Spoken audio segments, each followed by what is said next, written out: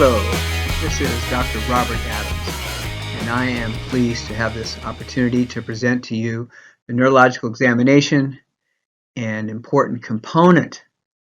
I want to acknowledge a special thanks to Dr. Perry Carpenter for this opportunity to present this information to you. I hope you find it informative, enjoyable, and a practical application to your examinations. An essential component of any good physical examination is an evaluation of the neuroaxis. The AMA guides provide significant references to neurology. Since this is a required component for impairment, it is important to be familiar with these chapters. So chapter 13, 15, 16, 17, as you can see, and chapter 18 on pain are very important to be included in your assessment and evaluation, and also knowledge base. To introduce the topic of neurology, I'm going to share with you my book, All Systems Go. I collaborated with Brian Norell, a cartoonist. I think you'll enjoy this simple introduction to neurology. As everyone knows, putting a man on the moon was a huge technical challenge. It requires sophisticated communication between mission control and the spacecraft. If your goal is optimal health, the need for unblocked and efficient communication within your own body is every bit as important. This page illustrates the significant point of the two-way communication from the brain to the body and the body back to the brain. We think of this in chiropractic community as the safety pin cycle. Information to the brain, back to the body, and that if that safety pin is open, the communication is broken. And so this illustrates to patients that concept.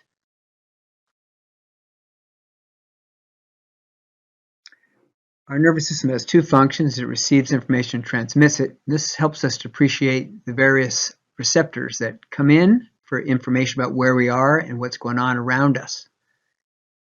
These are specialized receptors, but you'll note that 90% of the incoming information from the brain comes from mechanical stimulation relative to touch and movement.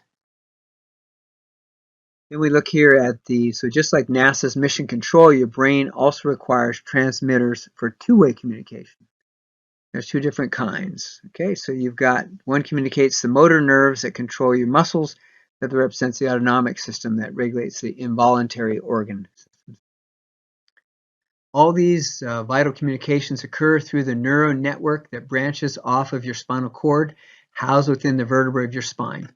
Under ideal conditions, there's a constant feedback loop between every part of your body and your brain. Unfortunately, few of us live under ideal conditions.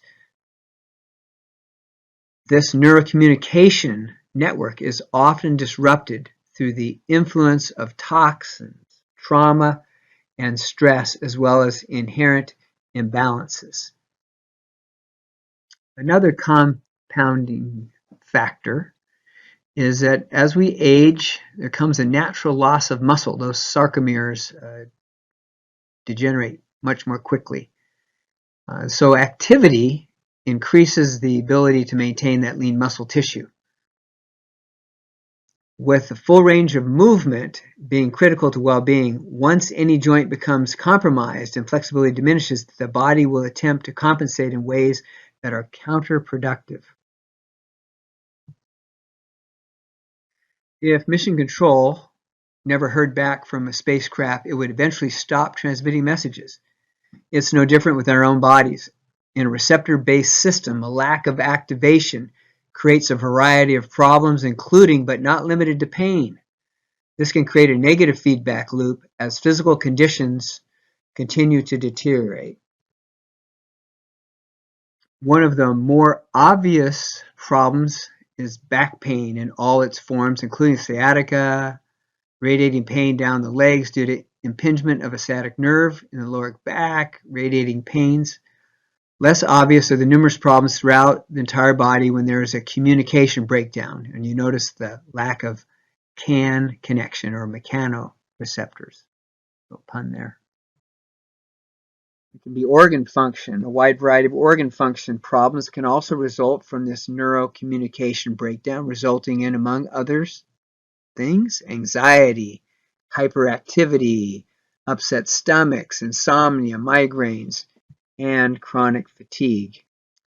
Your balance can also be affected through a number of neural pathways. In extreme cases, vertigo may ensue.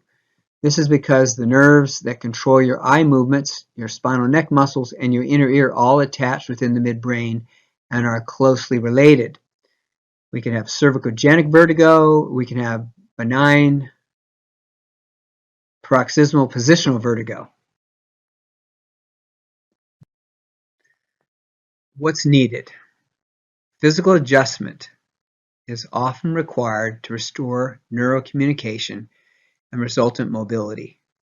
We recognize that changing the axis of rotation of spinal joints increases mechanoreceptor activation, which allows better activation to the brain, which allows better feedback, which allows better control. And we reestablish that beautiful feedback cycle with manual care. Again, this is where the intervention of chiropractic comes into the rescue. Through clinical analysis, chiropractors can pinpoint critical misalignments. Through skillful and specific adjustments, normal function can be restored. Relieving pain via adjustment may prove to be only the first step. The second step is to search out the root problem that caused the misalignment in the first place. To this end, your chiropractor must become both a detective and a coach. So we are the doctors of cause and correction. So we're most interested in the why. It should be noted that your physical well-being is dependent on a cycle. When critical spinal joints are moving freely, the brain responds in a positive way. When the joints are stuck, the brain receptors are not activated. This is the beginning of the big trouble. So you see the cycle is receptors are activated, which stimulates brain, which causes muscles to react, which causes protein to be made, which makes the muscles stronger, which causes better movement, which causes more joint stimulation, which causes more receptors to be activated. That cycle recurring around and around is what sustains our brains. The second book in this series is Back in Motion, and that deals with a little more spinal mechanics and neurological relationships with the cerebellum and postural integration. This third book, Going For It, covers more specific exercises and a little more information relative to the relationship of mechanoreceptors and overall function. The AMA guidelines have many references to neurology.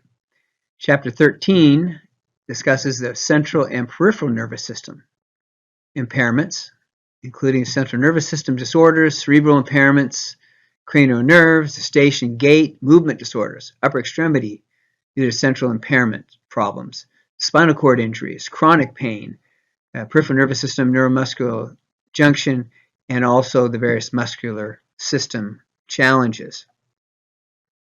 So think as you're examining this wonderful nervous system that you're evaluating the pathways of these nerve cell bodies to the end of the line, to the periphery where you're assessing them. As you're looking at these AMA guide references to neurology, keep in mind this chapter 15 deals with the spine and the four regions, the cervical, thoracic, lumbar, sacral regions, and the ligaments and tissues and the neural components. So the neural components are important. The AMA guidelines have a significant number of references to neurology, especially chapter 15 illustrates the importance of the history and indicates we must describe in detail the chief complaint, the quality, severity, anatomic location, frequency, and duration of symptoms, including the pain, numbness, paresthesias, and weakness. It's important that you record what the patient tells you their pain profile is, because this will be very useful later as you start looking at possible complex regional pain syndrome type varieties. Also on page 374 with respect to examination, it notes that you need to have a good grasp of basic neurological examination techniques and principles, which should include the reflexes, muscle strength and atrophy, sensory deficits, root tension signs, gait, and need for assistive devices. Now, atrophy is best determined by inspection and also circumferential measurements. So make sure you measure those main areas in comparison from side to side, because you can't always eyeball some of the differences.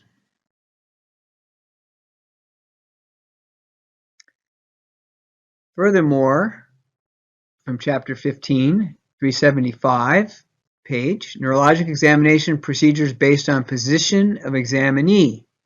So you're going to look at them in different positions and postures. And these things are known to you from the physical examination. You're going to feel sensory and motor changes.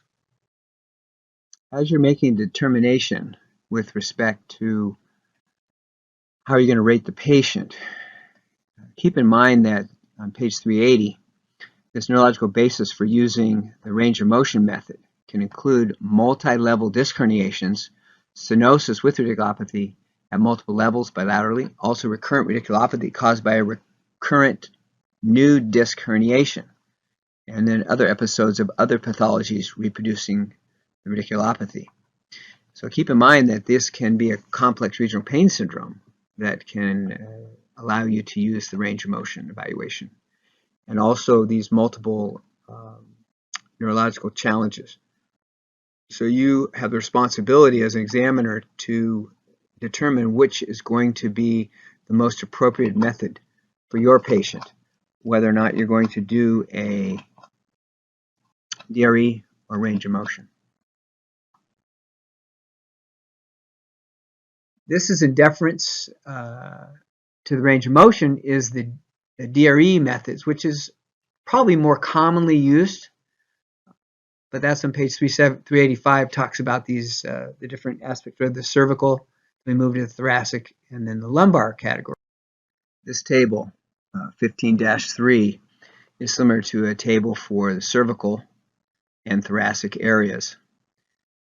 You'll note under the DRE category 3, significant signs of radiculopathy such as dermatomal pain or intradermatomal distribution. Now, that's significant to note that pain is not usually intradermatomal distribution. The pain follows different types of pathways, but just note where the pain would be. Also notes impairment may be verified by electrodiagnostic findings, so that's useful to send them out for electrodiagnostic testing. I would like to emphasize DRE category 4. This is a loss of motion segment integrity. And so this is important that you evaluate these, especially with patients with recurring low back pain and neck pain. Take flexion extension radiographs. In my experience, there are very often cases of instability that have not been elucidated because no one took a flexion or extension radiograph of the neck or low back area. So the guidelines here are indicating where instabilities are. A special note, the cervical spine, you'll see on that table, it's 3.5 millimeters of total translation or greater. So keep that in mind that you evaluate that, because that's many patients are being given very low disability assignments because no one has detected that instability.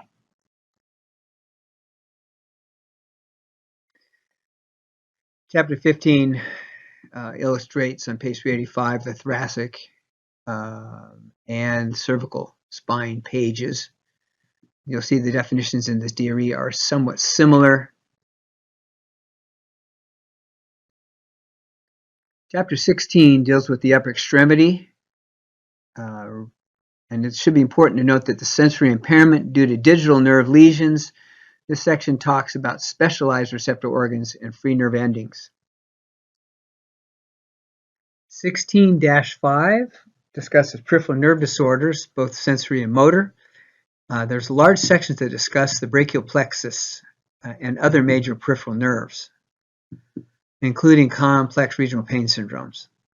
So the discussions on neurology are important and valuable. Chapter 17, lower extremity neurology references again, note the muscle atrophy, and you want to be sure to identify that with your examination and also your mensuration, circumferential mensuration aspects. And then also looking at the sensory motor dysfunction, because a large part of this discusses the plexes. The neurologic examination, there's some general principles of sensory motor evaluations we'll discuss briefly, but there's a general neurological exam, the spine, upper extremity, and lower extremity. Embryonic somites, development of dermatomes and myotomes. So the paraxial mesoderm gives us the somites. The somite is a mass of mesoderm distributed along two sides of the neurotube, which will eventually differentiate and divide into the dermis, giving us dermatomes, and skeletal muscle, giving us the myotomes, and the sclerotome, which becomes the vertebrae of the spine and bones of the axial and appendicular skeleton. These sclerotomes will be important at the end of this presentation, so keep that in mind. Dermatome is an area of skin that's supplied by a single spinal nerve. There's 8 cervical, 12 thoracic, 5 lumbar, and 5 sacral nerves. Each of these relays sensations, including pain. Here's an example of dermatomes from the AMA guides. Again, from the AMA guides, we've got the dermatomes associated with the lower extremities. Myotome in embryonic development is a group of tissues formed from somites that develop into the body wall muscle. We use the term myotome to describe all the muscles served by a single spinal nerve root. It is the motor equivalent of a dermatome. It's important to appreciate that the law of original innervation indicates that wherever somite derivative, dermatome / myotome / sclerotome, migrates, it retains its original somite nerve. So we can see an example here. So the important thing is that these relationships are maintained from the embryological tissue.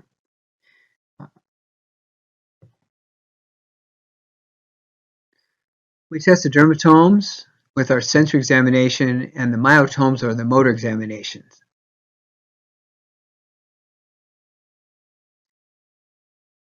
So a little review of this peripheral nervous system. So you've got the autonomic nervous system, you've got the cranial nerves, you've got the spinal nerves, you've got the nerve plexes, you've got the named peripheral nerves in the upper extremity and lower extremity. Sympathetic trunk is shown here for the relationship of its outflow with the various plexes.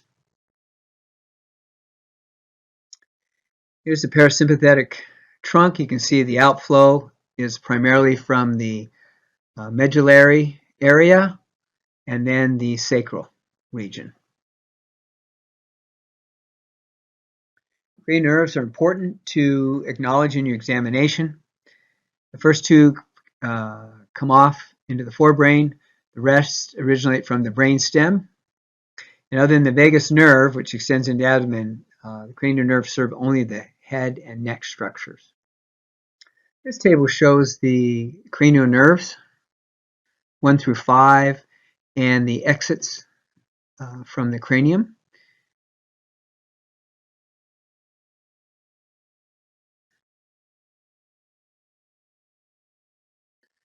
This shows cranial nerves 6 through 12 and their exits through the various foramen in the skull.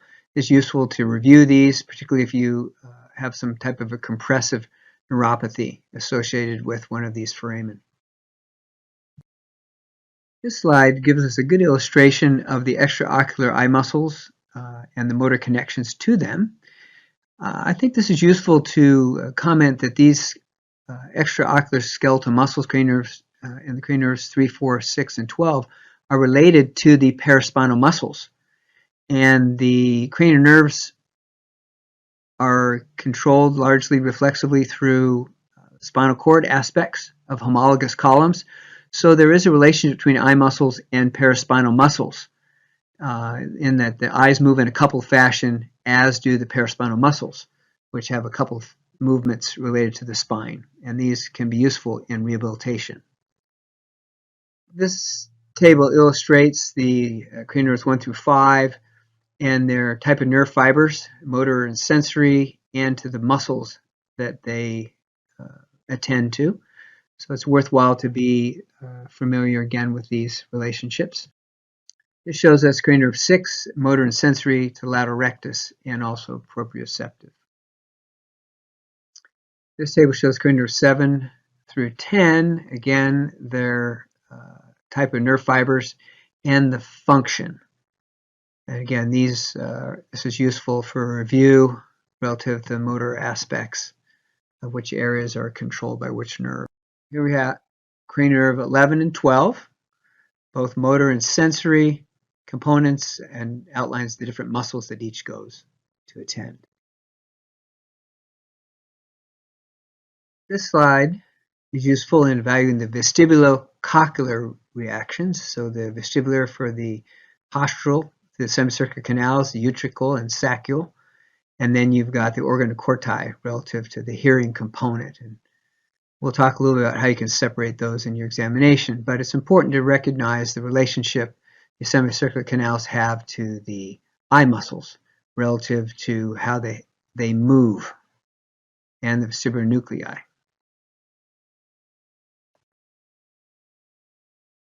As we look at these spinal nerves, we can see there's 31 pairs of spinal nerves, 8 cervical, 12 thoracic, 5 lumbar, 5 sacral, 1 coccygeal.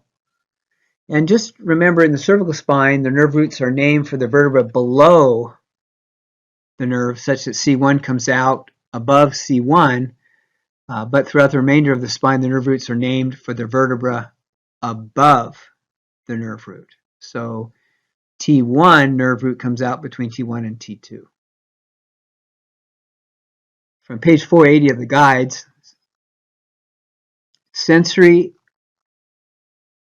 the afferent fibers carry to the CNS impulses arising from various receptors in the skin, muscles, tendons, ligaments, bones, and joints. Afferent fibers from the dermatome, myotome, and sclerotome, with all the cell bodies located in the dorsal root ganglia, genrosomatic afferents.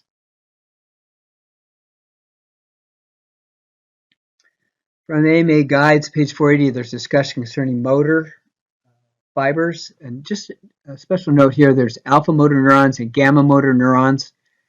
And then there's autonomic fibers that are carried in these nerve roots. The most sensitive fibers to compression are the larger diameter fibers, which carry the fastest conduction, about 130 meters per second. So when you're evaluating a patient, knowing that there's a sensory information that's getting through is important relative to compression.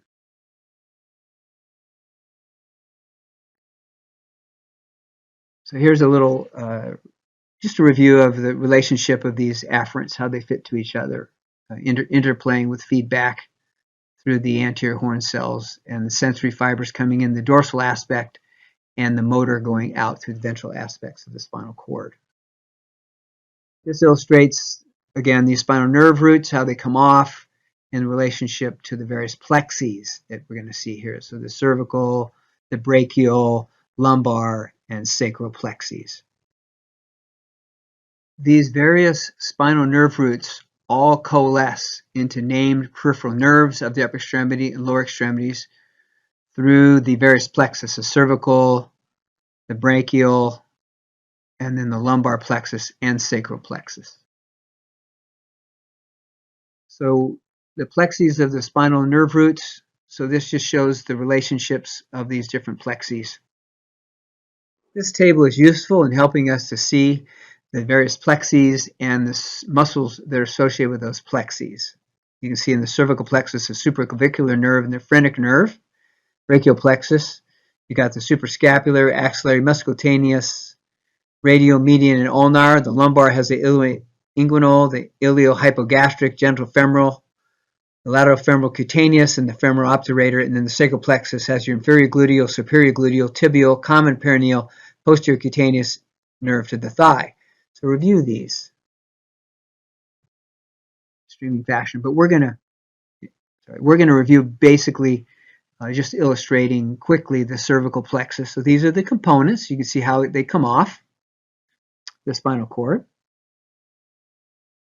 And then you've got your brachial plexus. Remember Robert Taylor drinks Coors beer, or Robert Taylor drinks cold beer to help you keep track of roots and trunks and divisions, cords. And here's another nice illustration of brachial plexus, which helps give you a little appreciation for the three-dimensional relationships of the anterior and posterior divisions relative to the body. We've got the mixing of the nerve roots and coming down to finally to the branches at the end.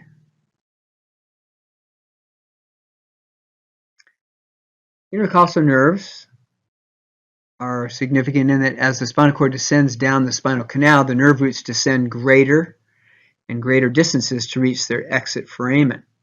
In the thoracic spine, there are no plexes because there are no limbs to innervate, and therefore there is no migration of the dermatome, myotome, or sclerotome, all of which remain at the original segmental level.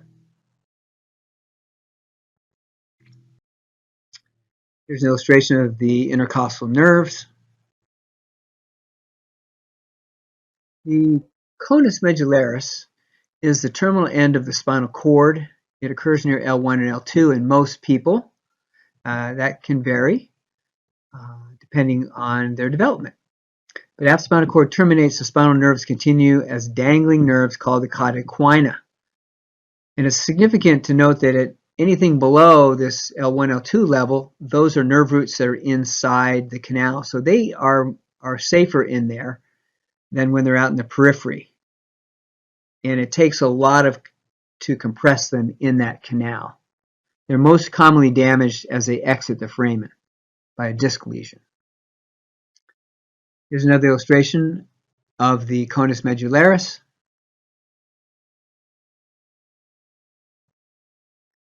Another illustration here, just helping you to see clearly better where. Now we have the lumbar plexus and the various branches where they come off, and this is just to show you a quick review. Time is marching on here, so we got to move. Here's an example of some branches of lumbar plexus. The L1 root has two named branches, the iliohypogastric and the ilioinguinal, and tells where the sensory motor goes to. And then the L1 and 2 nerve roots combine to form the genitofemoral nerve. L2 and 3 posterior divisions, lateral femoral cutaneous. And then L2, 3, 4 posterior divisions, femoral nerve. You can see where it goes. Just look quick. Now, branches of lumbar plexus, L2, 3, and 4, the anterior divisions form the obturator nerve, and these are sensory to the medial aspects of the knee, and then motor to the pectineus, adductor brevis, adductor longus, adductor magnus, and gracilis, and hip adductors. Here we have an illustration of the sacral plexus and its associated branches. Here's an additional illustration relative to the pelvic splanchnic nerves for the parasympathetics and the sympathetics relative to the plexus. This schematic helps to see the sacral plexus again and showing the relationship between the common perineal and the tibial, making the sciatic nerve. And then you got the branches of the sacral plexus. So this is just, look at this for a quick review here. The perineal and the tibia are invested in the same fascia. Perineal component, though, is 6 times more likely to be damaged than the tibial component. It's a little more lateral. As you consider the general neurological examination, keep in mind that it's going to incorporate, a full body examination, the cranial nerves, the cervical spine, associated nerve evaluation, the upper extremities, peripheral nerves, thoracic, lumbar, and lower extremity. But keep in mind that as you evaluate these nerves, understanding the concepts that peripheral nerve has all of the fibers in there. It has a large alpha motor neurons and the alpha sensory neurons, which carry information. And that's important as you evaluate the patient when you determine down the line if this is a true radiculopathy or a referred pain pattern. So keep those concepts in mind, but make a thorough assessment. Make sure you do light touch and pinprick and vibratory assessment.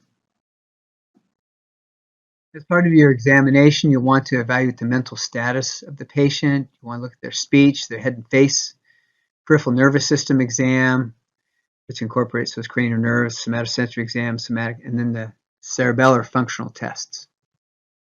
As you're examining the patient, pay attention to how the patient interacts with you, how they carry themselves. Are they really irritated? Are they agitated? Are they quiet?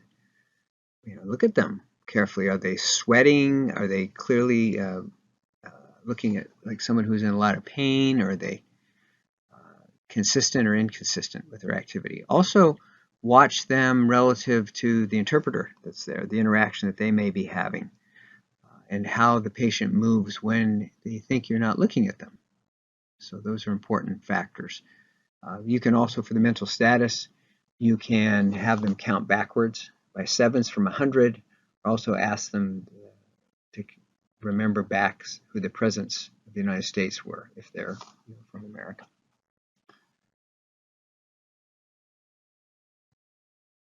As you're examining them, think about their speech. Think about the sounds, the articulation. Also, many times you're going to have an interpreter. So you're going to watch their interaction, and you may get some impression from the interpreter as well.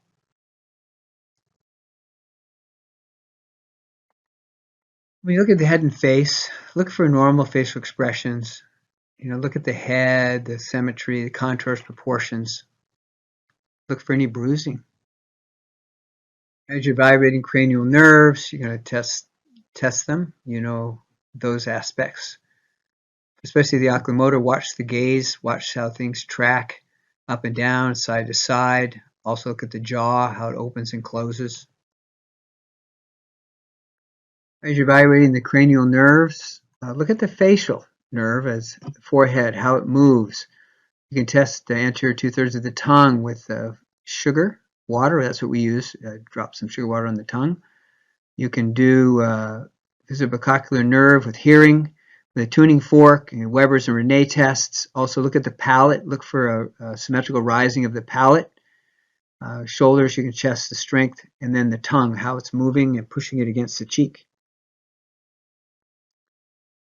We look at the cerebellar exam. So we got the finger to nose test, rapid alternating of hand movements, finger to nose, finger to finger tests. These patterns are useful. Pass pointing is useful, and heel to knee, where you have them lay down and take the heel from their knee down to their shin and off to their foot, and look, is that symmetrical from side to side. Also look in the midline cerebellum with their feet together and eyes closed, watching their sway pattern.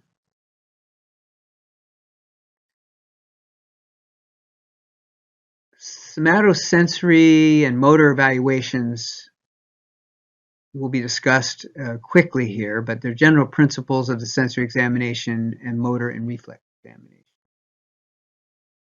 As you perform your sensory examination, keep in mind that there's different types of stimulus. There's mechanoreceptor activation, thermoreceptors, photoreceptors, chemoreceptors, and nociceptors. As we think of the distribution of movement receptors, mechanoreceptors, their greatest number are in the neck and upper back, and decrease proportionally from top to bottom, as this illustrates. This is important as this input is really critical for how the cerebellum is going to ultimately control the postural back muscles. Therefore, care of the upper spine is extremely important. While not obvious, low back pain can have its root cause upstairs. This illustrates the significance of spinal mechanics from a coupled fashion. When you tilt your head to the right, the vertebrae tilt to the right, but they rotate with the spinous to the left, as oriented from behind, from T1 or C1 to T1.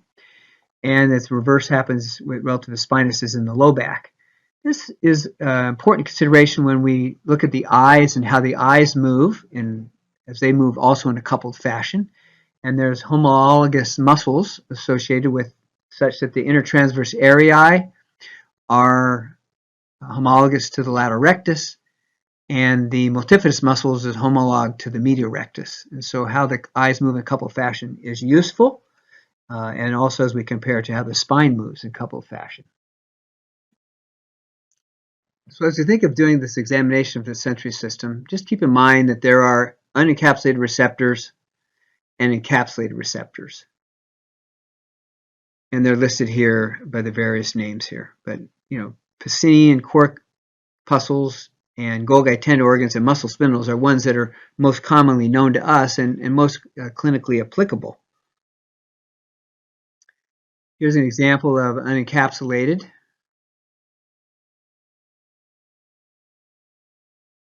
Here we have examples of encapsulated receptors. And you'll notice these are important to us. We've got the Pacini corpuscles, we got the muscle spindles, which are really important in how we orient ourselves in space, and then the Golgi tendon organs, which is important to us as treaters, as a fast stretch or a specific adjustment. Fast stretch is that Golgi tendon, which inhibits the muscle which we fast stretched, which allows a resetting of the tone around a joint. Here's an example of encapsulated endings, or unencapsulated, I'm sorry, versus encapsulated here. Just shows a little difference in how their structures are. And here we have the hair follicle. You can see the relationship of the various levels of the derma. And this illustrates the muscle stretch reflex and the significance of the muscle spindle in setting the tone of the muscle. And the extrafusal fibers for the strength contraction aspect. This is important in the reflex arc as we test muscle stretch reflexes. Our examination should include a sensory examination for light touch and pain, 2-point discrimination, and joint position sense. So you've got the superficial tactile sensibility of light touch, and then you have pain associated with a pinprick and 2-point discrimination with upper extremity and lower extremity. So the ascending pathways for touch, pressure, vibration, and stereognosis from lower extremities and trunk up to T6 ascend in the fasciculus gracilis, which is a midline posterior tract. And then we have the pathways for touch, pressure, vibration, and proprioception from the upper trunk above T6 come in through the fasciculus cuneatus, which is very lateral. Pathways nonspecific for pain and pressure and temperature and tickle, itch, and crude touch all ascend in the anterior and lateral spinal thalamic tracts. We're aware of these sensations, but they're difficult to localize. When we look here at this slide, it helps us to see how these pain pathways cross over. Some cross over immediately, others will go ascend 1 or 2 levels and then cross over depending on the pathway in which they're ascending or descending. This shows a nice cross section of the spinal cord and the various pathways that are ascending and descending. You note you've got the posterior or dorsal pathways and the ventral pathways. The dorsal pathways are primarily sensory in the blue, and the motor are red. You'll note if they're a sensory pathway in the dorsal aspect, they go up in the spinal cord on the same side and then cross at the medulla. If they are motor pathways in the ventral part of the cord, they are ipsilateral and cross at the spinal cord. If the sensory pathway is in the front or on the anterior aspect, it is a cross pathway at the cord level, and a motor pathway at the front or at the back will be a cross pathway. So it's a useful little pearl for clinical evaluating. Here's another view of the receptors for touch coming up through the dorsal pathway. This is through the gracilis and cuneatus, and then you can see they decussate at the medullary area, and then go to the contralateral brain up through the thalamic aspect, third order neurons, the thalamus, and into the appropriate primary somatosensory area of the cortex.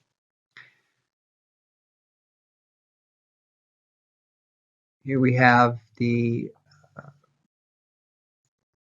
pain pathway traveling through the spinal thalamic pathway. You'll notice that it decussates at the spinal cord level and then goes up to the contralateral brain. So this is helpful when you're differentiating a spinal cord lesion if there's a sensory disassociation, to know that the pain pathways decussate at the spinal cord level, where the proprioceptive or position sense pathways stay on the ipsilateral side of the spinal cord until they reach the medullary area where they make their crossover.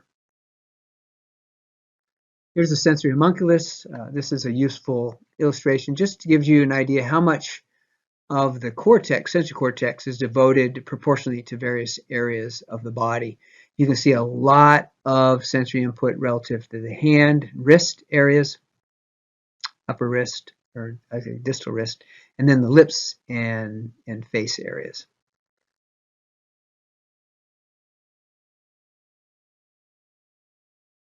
Motor examination, manual muscle testing, and reflexes, and then girth measurements.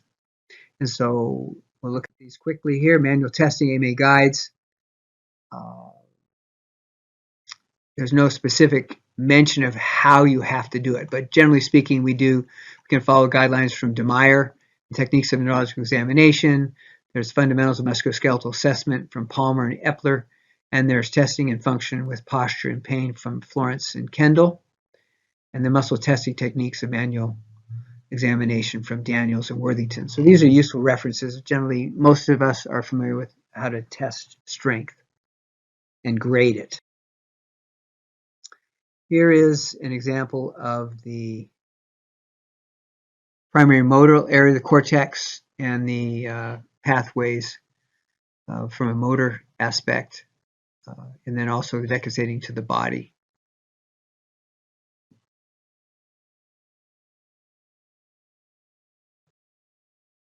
This slide illustrates nicely the lateral cortical spinal pathway with decussating at the pyramids, and then you have the anterior cortical spinal pathway, which decussates at the spinal cord level.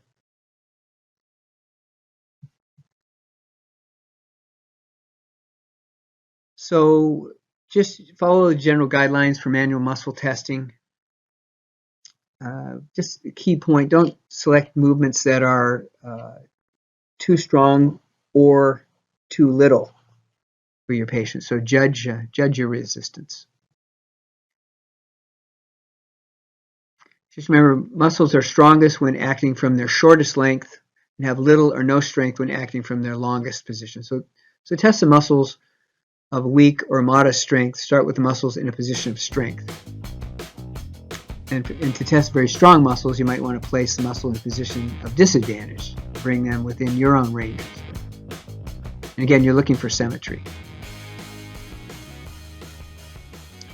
A little bit more, you can talk, so a couple little tips here on muscle testing.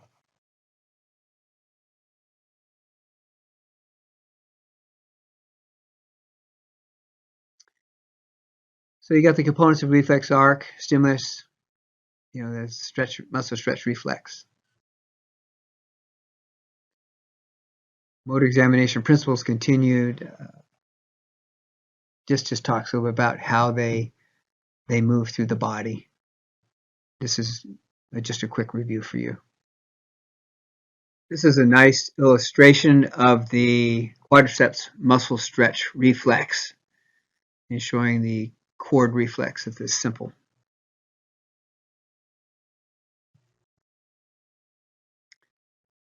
This illustrates how you might report the various reflexes. Additional reflexes that you want to note left and right. This illustrates the various muscles that you can test and the associated nerves with them. Here's some reflexes relative to the cervical spine.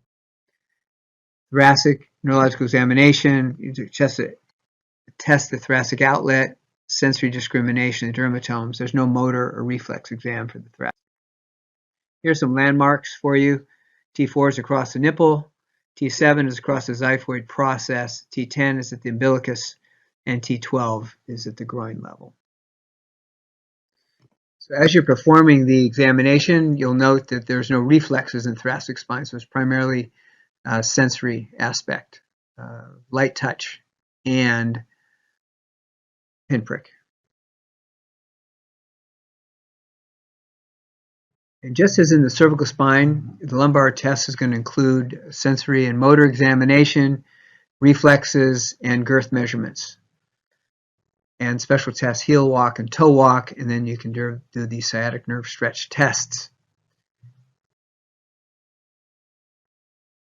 Here's an example of the lower extremity peripheral nerve motor exam. So you've got the optic nerve and the femoral nerve, and how you can test them and the various muscles that you can test and differentiate between peripheral nerve lesions and nerve root lesions. If you get confused on these, there's tables in the AMA guides which will help you to remember which peripheral nerves take care of which muscles. Keep in mind also in your physical examination that you're going to want to evaluate their gait and their ability to squat. How physically able are they to perform certain activities, and with what kind of style. Chapter 16 deals with the upper extremity, but this table is useful for the lower extremity as well. You'll note there's a grading system 1 to 5 relative to sensory losses, and it's important to be familiar with that. So look at table 16-1610A. So in looking at applications, there's a frequency of true disc lesions. And this was back in 1987, but they figure about maybe 1%. Bogduck thought maybe 5%, and Kirkcaldy-Willis maybe 10%. So, and of course, treating these herniations can be helpful with chiropractic adjustments. We've got some sources here, but the point is that they're not that common compared to certainly the low back pain that people have. And from a clinical perspective, we want to be able to differentiate between somebody that maybe have a true compressive neuropathy versus a referred pain. So we look here at sclerotologist pain referrals. I want to talk about Bernard Feinstein's paper. This was published in 1954, Journal of Bone and Joint Surgery, and I do have a PDF of this. If any of you are really interested, if you haven't read this paper and you want it, I'll have my email at the end. You can shoot me an email and I'll send you a PDF, no problem, if it's of interest to you. Anyway, basically what they did is they took probably a bunch of first-year medical students and injected them about hypertonic saline solution at every level of the spine, from C1 down to T5 and S1. 5 people got injection at the same spot, and then they mapped out their pain. And so this next slide shows the sclerotomes. Now we talked about sclerotomes earlier on, and you can see the relationship that they have to pain. So here's what happens at C1. You have that occipital headache and then referred pain behind the eye. How often you have patients explain that pain profile to you.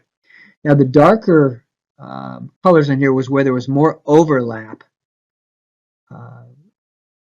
in the pain described. Some of these patients had different patterns, but the majority where it's the darkest where they all had the most agreement. So you can see C1, C2, go to the next C3, C4, C5. You see we get down now into C6. We start seeing some referred pain down into the right elbow area, medial arm there, and then we see quite a bit down into the hand there. It's the C7 level. and we go to the C8 here and C7 from behind. You can see it kind of patchy, kind of jumps around. We're going to go down a little bit lower. I skipped the thoracics just for the sake of time, but you can see from the paper referred. Now let's look at the L1. It shoots into the groin area. How many times you had a patient come in describing aching in their testicular area, or a woman into the groin area? And then L2, and then we move a little bit more here to L3, and we see it just jumps down. Look at L3, how it takes that little skip of the knee and shows up that little patch on the lateral aspect of the right calf. And then see the L4, it's kind of concentrated across the thigh. Now we see this L5 sclerotome, S1 sclerotome referring down into the leg and the lateral thigh aspect. So how often do you see this condition where somebody has been led to believe that it's a herniated disc that's creating this pain profile? Remember, these are healthy people. So that's why it's that have a salt solution injected into their backs to activate pain. So most of these patients that we know that are having pain are having referred pain from deep inflammation in there, from a lack of movement and activation. So we want to differentiate with our sensory and motor and examination to determine if it is a compressive neuropathy that's causing the pain or if it's a referred pain from sclerotomes.